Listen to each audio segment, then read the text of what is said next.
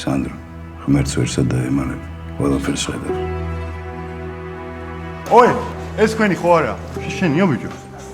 არა. რატო რა არის? ჯვარს არ ატარებ? რაღაც ისთმას ვაპირებდი, ახლა ვფიქრობ. მე კიდე შინაგანად ვბრძნო, ბერობა მინდა.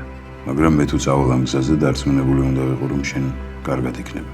მამა ჩემიც აქ არის და რა მე რო წავიდა, მე ესე ვერ მივატოვებ რა. სანდრო, შენ კი არა, თვითონ მიგატოვა. შენსავით ხო? სანდრო, გაიცანი ეს დედა ჩემია ნატალია, ეს სანდრო ჩემი გუნდები.